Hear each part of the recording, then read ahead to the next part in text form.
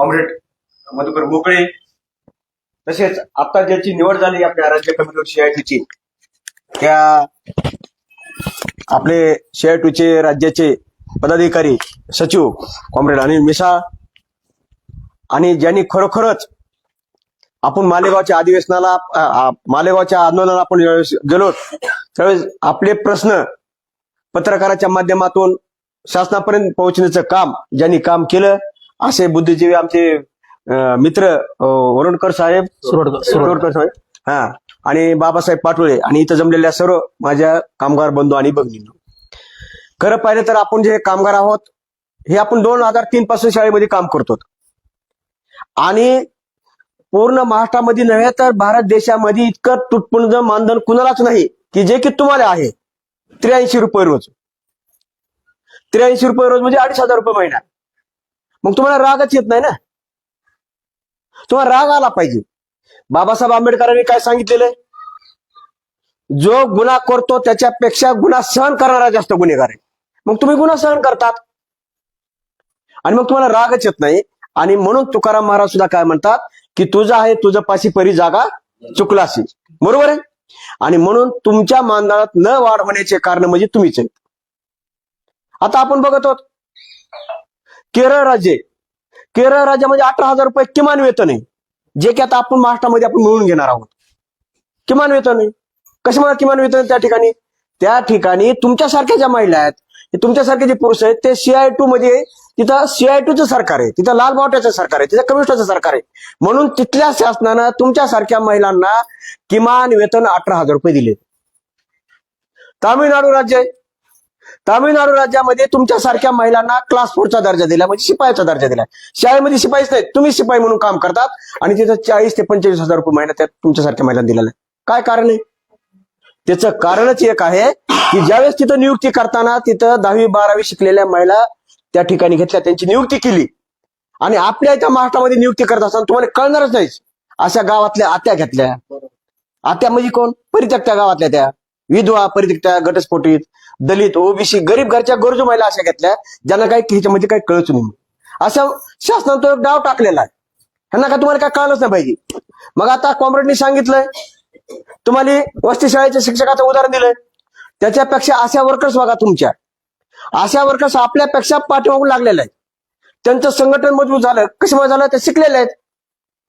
आणि म्हणून हे करत असताना आपण सुद्धा कमी नाही हे आपण दाखवलं पाहिजे. मी तुम्हाला जास्त काही लांबचं काय सांगणार नाही,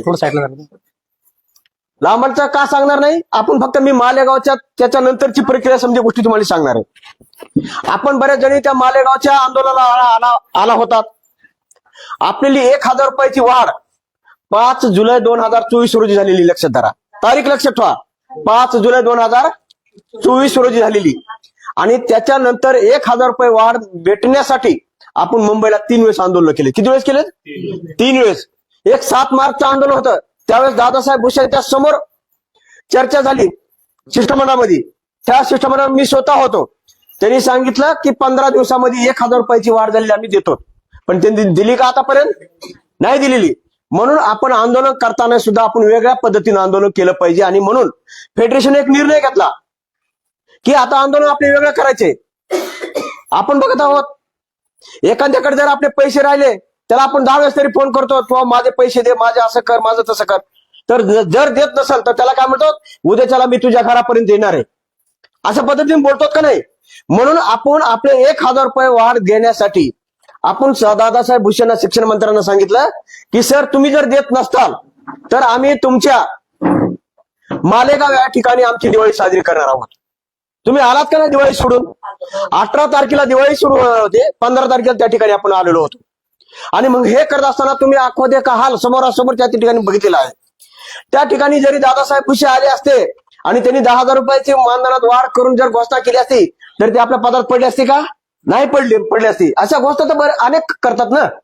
पण आपली त्यांनी त्या दिवशी आपला आक्रमक भूमिका घेतल्यामुळं आपण त्यांना सांगितलं 3 वाजेपर्यंत जर आम्हाला या निर्णयाची नाही तुम्ही अंमलबजावणी केली, आमच्याशी नाही चर्चा केली तर आम्ही तुमच्या घरापर्यंत येणार आहोत. असं बोलल्यानंतर त्यांनी पत्र दिलं का नाही? आपली पत्र दिल्यानंतर त्यांनी आपली प्रशासकीय मिटिंग लावली 29 तारखेला. प्रशासकीय मिटिंग लावल्यानंतर त्या ठिकाणी जी मिटिंग मध्ये जी चर्चा झालेली ती चर्चा खूप चांगल्यापैकी झालेली. त्याचं कारण या ठिकाणी करत असताना आपण मी तुम्हाला आवर्जून सांगत आहे, ज्यावेळेस मिटिंगला आम्हाला बोलवलं 28 तारखेपर्यंत 4 वाजेपर्यंत काहीच मेसेज नव्हता आम्हाला, फक्त पत्र दिलेलं होतं. पत्र माझ्याकडे सुद्धा आहे, ते फक्त पत्र दिलेलं होतं. पण आम्हाला मिटिंगला या कोण कोण आहे असं त्यांनी सांगितलं, न सांगितल्यामुळं आम्ही निराश होतो. पण मुंबईला निघालो होतो. 4:30 वाजता त्यांचा फोन आला मंत्रालयामधून शिक्षण सचिवाचा, की थोरात साहेब तुम्हीच बोलतात का? मला हो साहेब मीच बोलतोय. म्हणले तुम्हाला मंत्रालयामध्ये उद्या सकाळी 11 वाजता आपली मिटिंग बोलवली. आनंद वाटला. म्हणजे पत्र दिले का? पत्र दिलेलं फक्त मिटिंगचं, पण वेळ वगैरे काय असं काय दिलेलं नाही.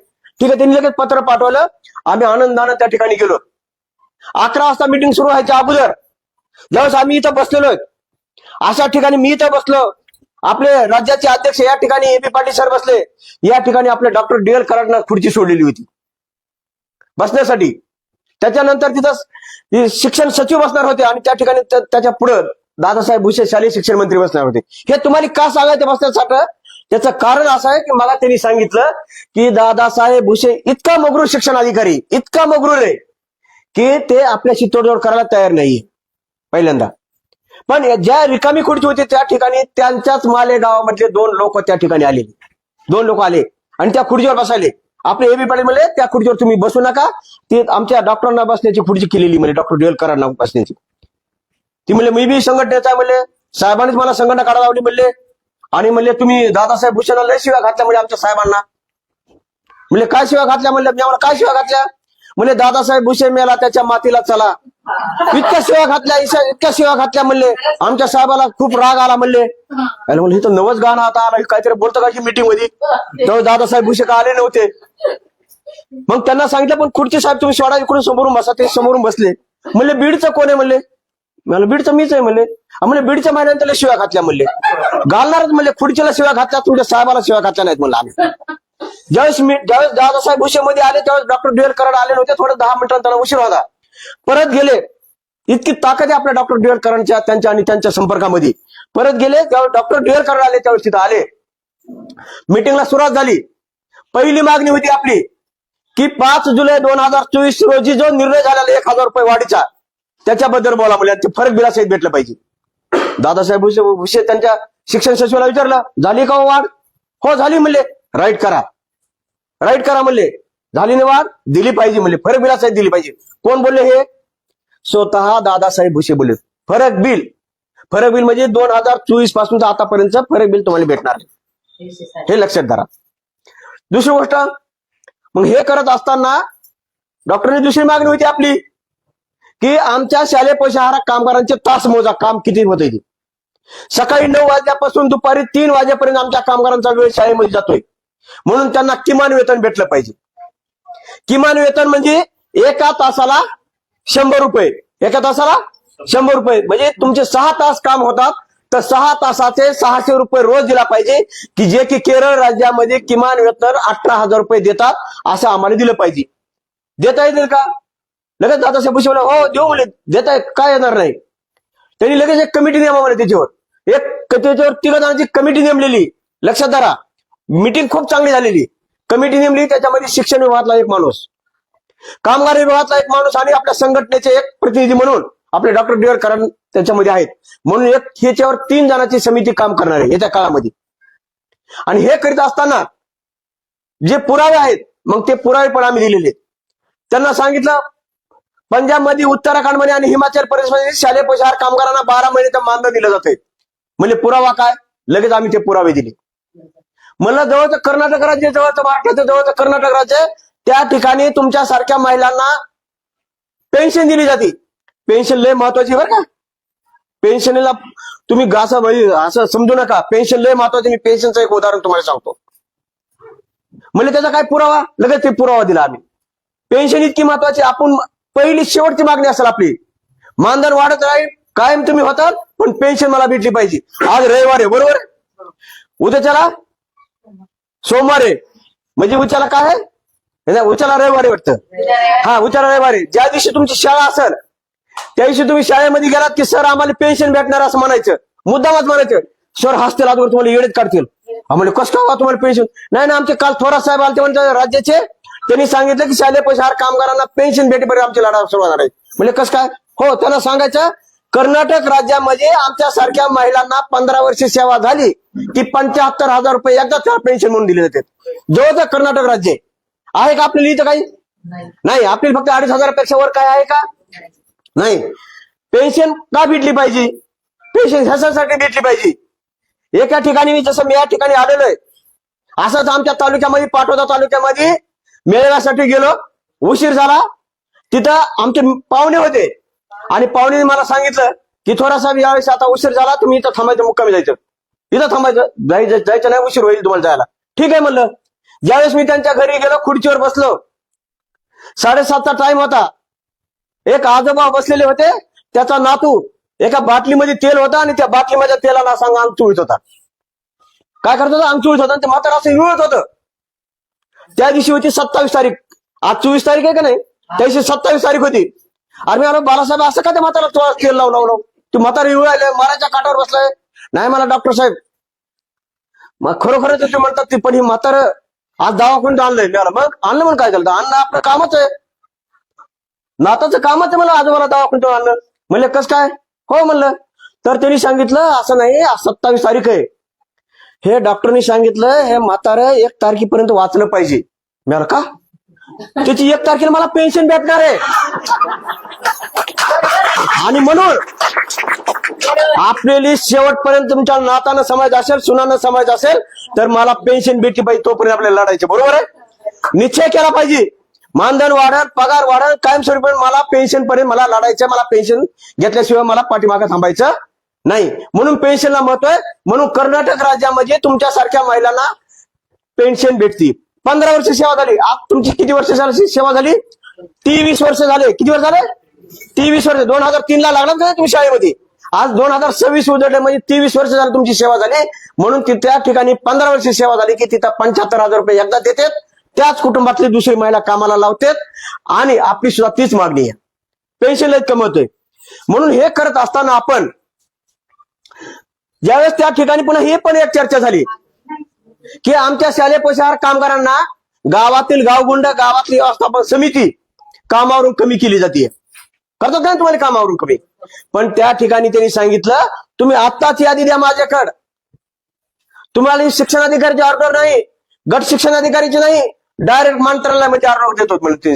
ही एक महत्वाची मागणी दे तात्काळ मंजूर केली. आणि म्हणून आपण त्या मागणीला धरून त्या मागणीची अंमलबजावणी लगेच केली.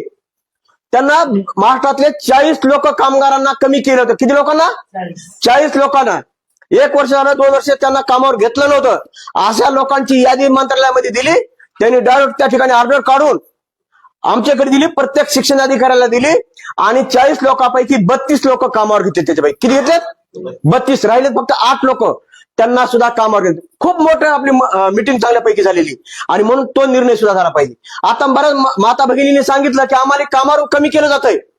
तुम्हाला हे माहिती पाहिजे की 18/12/2023 जो GR आहे त्या GR मध्ये स्पष्ट सांगितलंय की शाळा व्यवस्थापन समितीला अधिकार ते राहिलेलेच नाहीत, मुख्याध्यापकाला ते अधिकार राहिलेलेच नाहीत. हे तुम्हाला माहितच नाही का? तर तुम्ही कधी मिटिंगला येत नाहीत, मोर्चाला येत नाहीत, आंदोलनाला येत आहेत. ज्यावेळेस तुम्ही ह्या ठिकाणी येतात त्यावेळेस ती माहिती होत असते. म्हणून आता तुम्हाला गावातल्या व्यवस्थापन समितीला घाबरण्याचं काही कारण नाही. त्यांना कमीच करता येत नाही. त्यांना ते पत्र दाखवायचं, मुख्याध्यापकाला सांगायचं की आम्हाला कमी करण्याचे अधिकार बाबा तुमच्याकडे राहिलेले नाहीत. आमच्या संघटनेने ते अधिकार गट शिक्षणाधिकारी मंत्रालयातून ते कमी होणार आहेत म्हणायचे. हे महत्वाचं खूप झालेलं आहे. आणि म्हणून आपल्याला आता महत्वाची एक विषय असा आहे. त्याच्यानंतर आम्ही छत्रपती संभाजीनगरला बैठक घेतली तात्काळ. त्यावेळेस कॉम्रेड मधुकर बोकळे होते, बाबासाहेब पाटोळे सुद्धा होते त्या बैठकीला. आणि त्या ठिकाणी आपण असं सांगितलंय की आपल्याला किमान वेतनाचा लढा आपल्याला उभा करायचा. किमान वेतनाचा लढा. आता मानधन नकोय, मानधन नकोय, किमान वेतन पाहिजे, ही सुद्धा आपली घोषणा असली पाहिजे. मानधन फक्त तुम्हाला आता 2,500 आहे ना, 2,500चे 1,000 वाढणार आहेत, 3,500 होणारच आहे. आणि ते सुद्धा आपली फरक बिल असेल भेटणार आहे लक्षात धरा. त्याच्यानंतर आपण मानधनाचा विषय काढणार नाही. आता आपण वेगळी मागणी करायला की आम्हाला किमान वेतन भेटलं पाहिजे. किमान वेतन भेटत असताना आपले काही पुरावे दाखवायचे. ज्यावेळेस आपलं स्वतः आपसातलं काही भांडण असतं, आपल्या गावातलं असेल, शहरातला कुठे आपल्या प्रॉपर्टीचं भांडण असताना आपण काय म्हणतो की बरं आता तू शेवटला जर नाही तो दिलंस चल तुला आता कोर्टामध्ये दाखवतो, असं म्हणतो का नाही? शेवटचा पर्याय काय असतो? कोर्ट. म्हणून आतापर्यंत शासनानं आपण त्याच्या निष्ठा थापावर ह्याच्यावर ह्या शासनानं आपली फक्त 2,500 आता आपली भुलो ठेवलेले. म्हणून आपण आता शासनाला कोर्टामध्ये खेचायचे. कोर्टामध्ये आता कोर्टामध्ये खेचत असताना आपण ज्या कोर्टामध्ये आपली जर केस आपल्या बाजूने लढायची असेल तर आपल्याला काय पाहिजे? आपले पुरावे तर पाहिजे का नाही? काय पुरावे तुमच्याकडे आता आहेत? काहीच नाही असं म्हणू नका. पुरावे आहेत. हे पुरावे आहेत की ज्या 2003 ज्यावेळेस तुम्ही शाळेमध्ये लागला त्यावेळेस तुम्हाला ठराव घेतलेला आहे तुमच्याकडून. तो पुरावा आहे का नाही? एक. दुसरी गोष्ट, जर तो पुरावा नसेल तर कार्यरत प्रमाणपत्र घ्यायचं. काय कार्यरत प्रमाणपत्र घ्यायचं?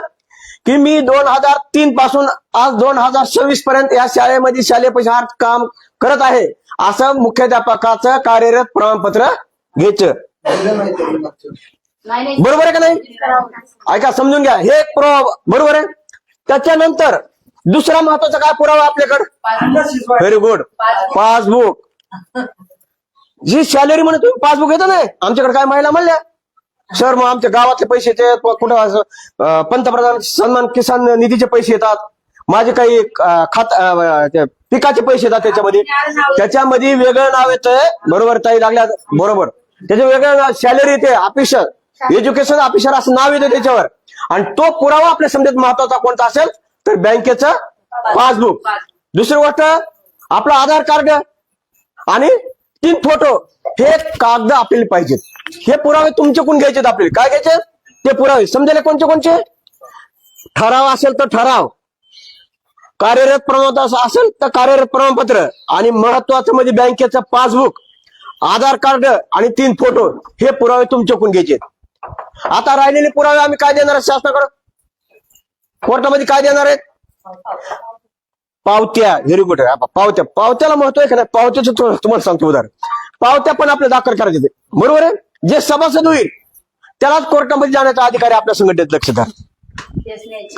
बरोबर आहे. आणि मग आपल्याला एक दुसरे काय पुरावे पाहिजे तर हे पुरावे पाहिजे की आपण जे काही ठिकाणी आंदोलन करणार आहेत आता त्या आंदोलनाचे व्हिडिओ आपण करणार आहेत, ज्या ठिकाणी निवेदन देणार आहेत, कामगार उपायुक्त असेल जिल्ह्याचं, कामगार उपायुक्त आपलं असेल मराठवाड्याचं, शिक्षण संचालक असेल मंत्रालयामध्ये असेल, या ठिकाणी आपण निवेदन देणार आहेत, त्या ठिकाणी आंदोलन करणार आहेत, त्याचे व्हिडिओ, त्याचे निवेदन, त्याचे कात्रण, पेपर आलेल्या बातम्या ह्या सर्व आपण कोर्टामध्ये दाखल करणार.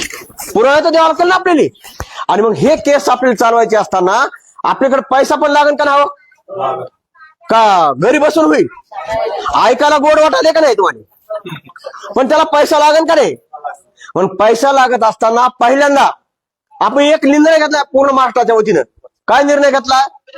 तुमचे कोण 200 रुपये सभासदाचे. काय घ्यायचे? तुमचे कोण 200 रुपये सभासदाचे. आणि जो सभासद होईल त्याचाच कोर्ट फंड म्हणून 500 रुपये. कोर्टाचे किती? कोर्टाचा एकही रुपया इकडे जाणार 500 रुपये. ते 500 रुपये पण तुम्हाला द्यायचे. 500 रुपयाच्या पावत्या घ्यायच्यात, 200 रुपयाच्या पावत्या घ्यायच्यात. त्या पावत्याचं काउंटर फाईल आपण त्या कोर्टामध्ये दाखल करणार आहेत. हे लोक आमचे आहेत.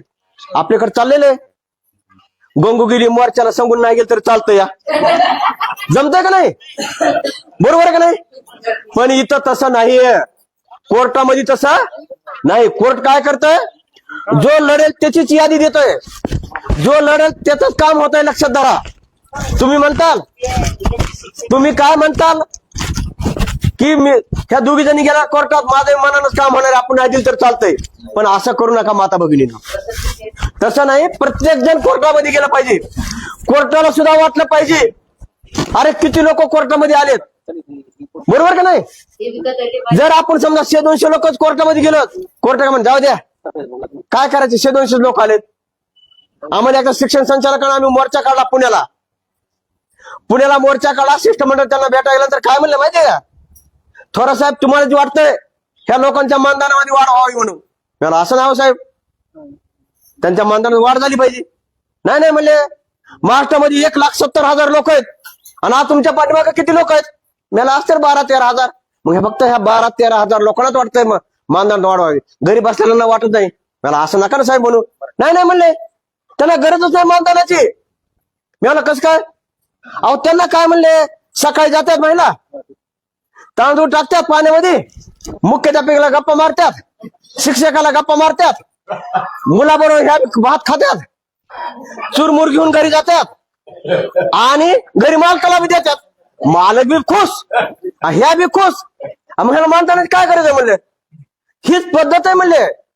आणि काही काही महिलांनी तांदळाच्या ह्याच्यावर शिक्षकांनी सुद्धा तेलाच्या पुढे त्यांच्या घरचे लग्न केलेले आहेत आणि ह्यांना काय करायची मानण्याची गरज आहे का असं म्हणतात. आमच्या समोर नाव ठेवतात तुम्हाला, आम्हाला राग येतोय आणि काही काही गोष्टी मान्य पण करावं आम्हाला. म्हणून तुम्ही नीट वागलात, तुम्ही व्यवस्थित काम केलं, तुम्ही संघटनेच्या पाठीमागे उभा राहिला की तुमचे 100% मानधन वाढवणार आहे. नाही तर घरी बसून ही काय झालं हजाराचं, मोकळे साहेब सांगा 1000 रुपयाचं काय झालं, लगेच आमच्या वकील साहेबाला फोन येतोय काय झालं आमच्या 1000चं, बाबासाहेब पाठवलं तुम्ही निश्चित पावत्याच फाडा येतात, आमच्या 1000चं काय झालं. तुम्ही घरी बसून म्हणतात का नाही असं, पण तुम्हाला सुद्धा वाटलं पाहिजे की 1000 करण्यासाठी आपण काय केलं पाहिजे. आणि म्हणून तुम्हाला माझी कळकळीची विनंती, आता कोर्टात जाताना तुम्ही स्वतः तर जायचंच आहे, तुम्ही तर स्वतः जायचंच आहे, पण तुमच्या बरोबरीनं तुमच्या पूर्ण भावतालच्या केंद्रातले समजे लोक त्या कोर्टामध्ये गेले पाहिजे. केंद्रामध्ये कोर्ट लोक गेले की तालुका कोर्टात जाईल, तालुका गेला की जिल्हा जाईल, जिल्हा जाईल की राज्य जाईल. म्हणून आपल्याला मार्च पर्यंत 70,000 लोक, किती 70,000 लोक कोर्टामध्ये टाकायचे, किती 70,000 पहिला टप्पा. म्हणून आपल्या पहिला टप्पा आपल्या जालना जिल्ह्यामधला 1000चा झाला पाहिजे. किती हजारचा, 1000चा टप्पा झाला पाहिजे. आपण टप्पे टप्पे टाकणार आहेत आणि हे करत असताना तुमच्या 500 रुपयामध्ये 2 ठिकाणी आपण याचिका दाखल करणार आहे. किती ठिकाणी, 2 ठिकाणी. आपण मराठवाडा म्हणून छत्रपती संभाजीनगरला आणि पूर्ण महाराष्ट्र म्हणून मुंबईला, कुठल्याही एका निकाल चांगला लागला की पूर्ण महाराष्ट्रात तो लागू होते. आणि तो लागू होत असताना ज्यावेळेस आम्ही यादी देणार आहेत, ह्या ताई आमच्या कोर्टामध्ये आलेल्या आहेत, ज्यावेळेस कोर्टातून यादी तुमच्या नावाने शिष्य येणार आहे का नाही येणार आहे. आता समजा ह्या दोघी जण एका शाळेवर, तुम्हाला सांगतो ह्या दोघी एका शाळेवर एकीने पैसे भरलेत कोर्टाचे, एकीने भरलेच नाहीत. कोर्टाचा निकाल लागला, गावामध्ये बोबाटा झाला, पूर्ण महाराष्ट्रामध्ये बोबाटा झाला की शालेय पोषाहार कामगारांना 18,000 रुपये किमान वेतन भेटायला. मग ज्यांनी पैसे नाही भरले तर तिचं काय होणार आहे, तिचं हे होणार आहे की ताई तुम्ही आतापर्यंत काम केलंय, आता आमची घरची लावायची. कोण म्हणेन, गावातला सरपंच म्हणेन, चेअरमन म्हणेन, गावातले गावगुंड म्हणतील. त्यावेळेस ताईने कुठे याच्यावर रडत, ह्या दोघांकडे आले हे काय म्हणणार आहेत, ताई तुमच्या हात पाय पडून सांगितलं की तुम्ही कोर्टामध्ये या, संघटनेची पावती फाडा, म्हणणार का नाही हे दोघ जण, म्हणणार का नाही. तुमचं वाली कोण राहणार आहे का एकदाचा, नाही राहणार. पण जी कोर्टाच्या ह्यातून त्याचं नाव येणार ते कायमची राहणार आहे का नाही, कायमस्वरूपी तिला कुणी किती विरोध करू द्या. आणि म्हणून आपल्याला काम करीत असताना आपण कोर्टामार्फत आपण शाळेमध्ये आलं पाहिजे, बरोबर आहे. आणि हे करत असताना कोर्टाची फी पण आपण दिली पाहिजे आणि कोर्टाची फी न देणाऱ्याचं तुम्हाला नुकसान पण त्या पद्धतीने होणार आहे. हा बरोबर आहे का नाही. तिसरी गोष्ट, तामिळनाडू राज्यामध्ये क्लास 4चा दर्जा मिळाला, कशामुळे मिळाला असलो का, उगाच घरी बसून मिळाला का त्यांना, नाही ना भेटला. आणि म्हणून तुम्ही ज्या तारखा घेतलेल्या आहेत आता मेळाव्याच्या, त्या मेळाव्याच्या तारखाला येते वेळेस तुम्ही स्पष्ट येताना सांगितलं पाहिजे, तुम्ही आलं पाहिजे. मी स्वतः पहिल्यांदा 2 पावत्या मी फाडल्यात, मी स्वतः कामगार आहे, मी स्वतः कामगार आहे, माझी मिसेस कामगार आहे. मी स्वतः त्या पावती बुकामध्ये मी पहिल्या कोर्टाचे पैसे मी भरलेले आहेत. पहिल्यांदा आपण भरलं तर आपण दुसऱ्याला उद्देश करून सांगतो. आणि इतकं पूर्ण महाराष्ट्रामध्ये फिरत असताना त्याचं कारण मी जो थोडं का फिरतोय का, तर तुमच्या बरोबर माझं सुद्धा किमान वेतन मला भेटणार आहे, माझ्या मिसेसचं किमान वेतन मला भेटणार आहे, बरोबर का नाही. आणि म्हणून तुम्ही कोर्टामध्ये गेलं पाहिजे. कोर्टामध्ये जात असताना तुमच्या कुटुंबातले सर्व, कुटुंबाची कोण, तुमच्या तालुक्यातले लोक जास्तीत जास्त आले पाहिजेत. नाहीतर कोर्टामध्ये इतकेच गेलं, कोर्ट तुमच्या बाजूने निकाल देणार नाही, लक्षात धरा, बरोबर आहे का. आणि हे 500 रुपये आपण घेत असताना पुढे चालून सुद्धा पैसे लागतील, लक्षात धरा. 500 रुपये म्हणजे काही लई आहेत का, आहेत का. तुम्ही आज जालन्याला आलात, तुमचे 200-300 रुपये गेलेत का नाही गेलेत, म्हणून 500 रुपये जास्त नाहीत. म्हणून तुम्ही 500 रुपये कोर्टाचे आणि 200 रुपये सभासद त्याचे तुम्ही दिले पाहिजेत. 1, तुम्ही सर्व डॉक्युमेंट त्यांच्याकडे आणून दिले पाहिजेत. 2, आपण ज्यावेळेस कोर्टामध्ये याचिका दाखल करताना तुम्ही पूर्ण तुमची लिस्ट तुमच्या ग्रुपवर टाका, तुमचं नाव आहे का ह्याच्यामध्ये. कुणी जर एखाद्याचं कागदपत्र दिले आणि आमच्या संघटनेच्या लोकांनी जर एखाद्याचे पैसे घेतले आणि ते इकडे जर पोहोच नाही झाले ह्या दोघा तिघांकडे, असं जर कुणी तुमच्या मधल्याच्या मध्ये काय, बरेच जण महिला म्हणतात माझ्या मागे काहीतरी काम आहे, की पैसे बी घेऊन जा माझे आणि कागदपत्र घेऊन जा, आणि लगेच मध्ये तरी ते त्यांचे काय होतं. बरोबर का? आपल्या इथं पारदर्शकपणा अशी आहे. म्हणून मला तुम्हाला एक कळकळीची विनंती सांगायची, किमान वेतनासाठी सर्वांनी जास्तीत जास्त जालना जिल्ह्यातील लोकांनी कोर्टामध्ये यायचे. एक हे करत असताना आपले 3 आंदोलन करायचे.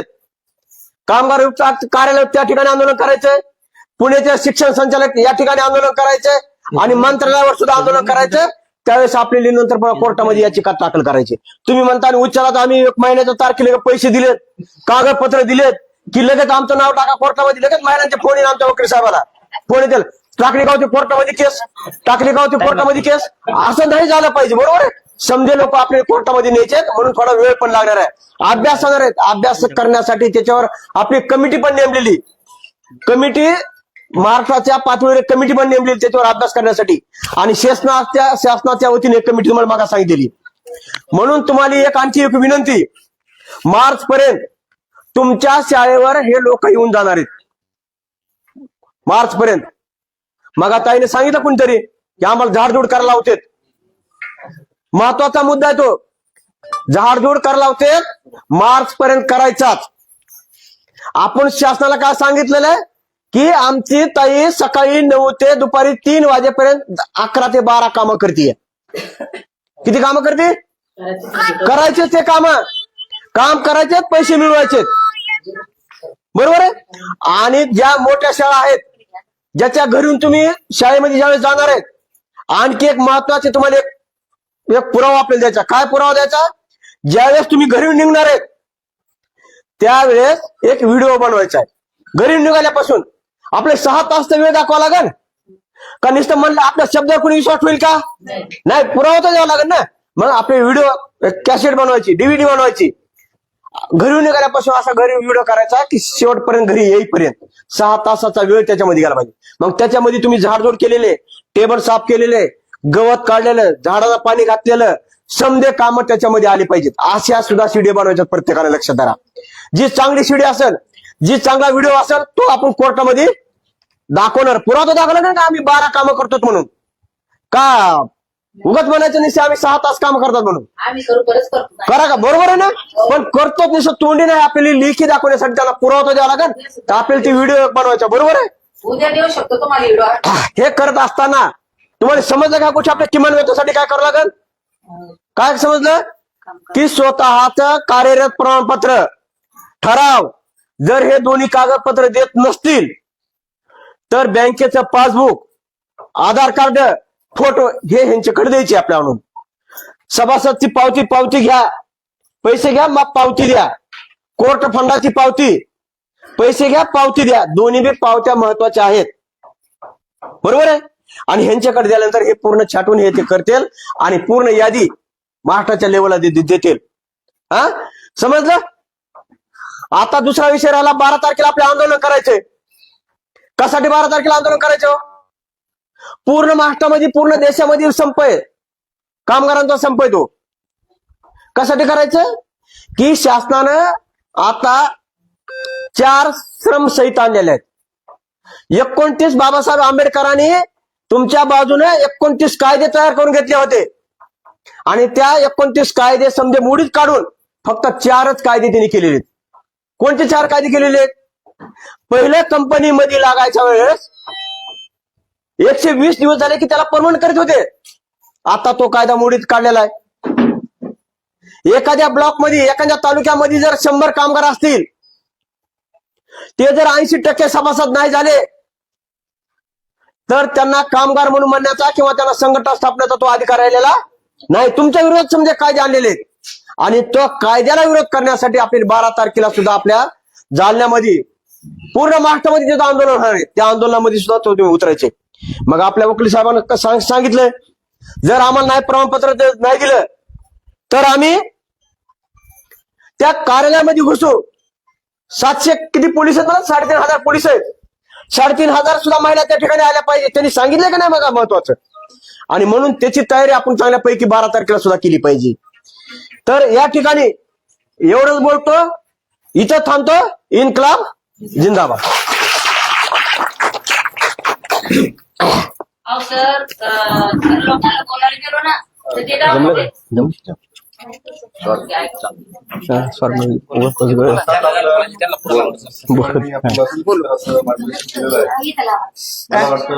सर लोकांना बोलायला गेलो ना तर सर लोक काय म्हणते तुम्ही काही परमानेंट नाहीये, तुम्ही रोजंदारी रे, तुम्हाला पुरलं तर करा नाही तर सोडून द्या दुसऱ्या बाया लावून. मग आता आम्ही 20-20, 25-25 वर्ष झाले आम्ही काम करू लागलो, मग आमचं काय हा याचं काय करायचं मग आमचं? ते तुम्हाला पुरवडत नाही तुम्ही सोडून द्या, काम करू नका.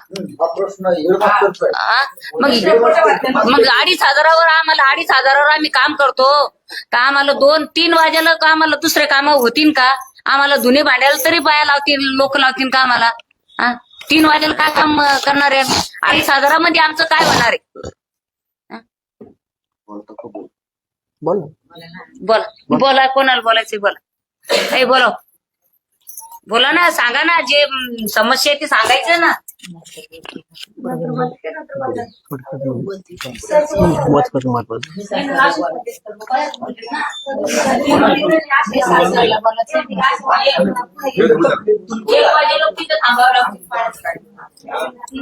बंद करायचं.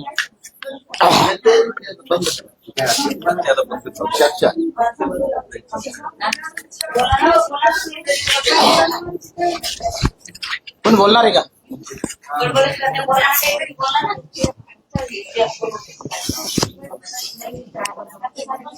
कोण बोलणार आहे का?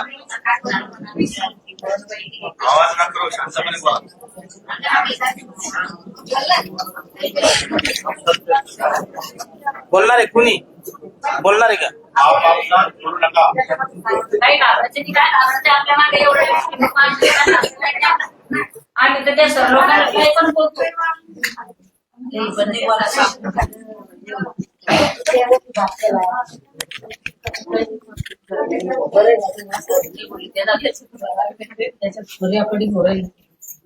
नाही करलो आमची सर अशीच म्हणले, तुम्ही बोलायला गेलो तर बाई म्हणे तुम्हाला परवडन तर करा नाही तर सोडून द्या. म्हणलं सर आम्ही 20-25 वर्ष झाले आम्ही खिचडी करू लागलो, आता कसं काय सोडा? आम्हाला दुसरे काम तरी लागणार आहे. पण चेडगावात तुम्ही कसं आहे आमच्या गावात? आमचं गाव आता काय नका थांबा ऐकू. आज आपण जालना शहरामध्ये आलेलो आहे आणि जनतेचा आवाज मराठी न्यूज चॅनलच्या वतीनं आपण ह्या ठिकाणी लाईव्ह दाखवायचा प्रयत्न केलेला आहे. आणि या ठिकाणी आपल्या सोबत बीडचे कार्यकर्ते आहेत. या ठिकाणी मोकळे साहेब आहेत.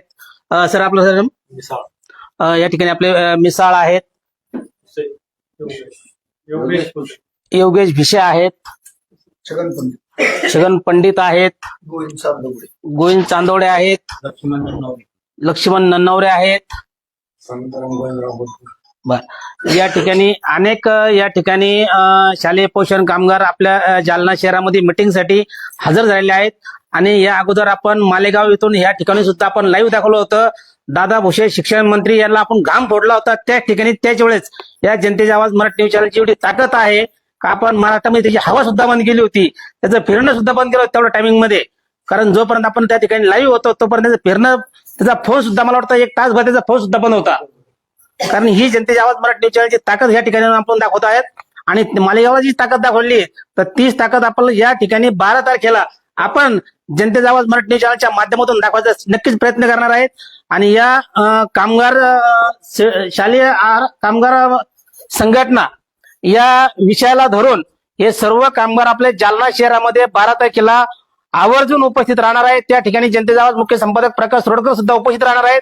आणि ही सोबत आपल्या समोर जी टीम दिसत आहे ही टीम पूर्णपणे ताकदीने आपल्या पाठीशी उभी आहे. मित्रांनो, आतापर्यंत आपण किमान 47-48 मिनिटं झाले आहेत. आपण लाईव्ह या ठिकाणी दाखवायचा प्रयत्न करतोय आणि लाईव्ह दाखवलेला आहे. या ठिकाणी सडेतोडपणाने आपल्या सोबत डॉक्टर थोरात साहेबांनी आपल्या सोबत जे मनोगत व्यक्त केलंय हे प्रभावी मनोगत आहे. हे थातूर मातूर कोणी समजून घेऊ नका, इतकं हलक्यात घेऊ नका. कारण दादा भुसे सुद्धा हलक्यात घेतलं होतं त्यांना, पण आपण त्यांची हवा त्या ठिकाणी तंग केली होती. मित्रांनो, या ठिकाणी आपण 12 तारखेला सुद्धा आपण या ठिकाणी जालना जिल्हाधिकारी, जिल्हा अधिकारी आणि जिल्हा परिषद या 2 ठिकाणी आपण 12 तारखेला येणार आहे. आपणही या ठिकाणी महाराष्ट्रामधून आवर्जून या ठिकाणी आलं पाहिजे. कारण आपला हा आपल्या मुलांचा उदरनिर्वाहाचा विषय, आपल्या कुटुंबाचा उदरनिर्वाहाचा विषय आहे.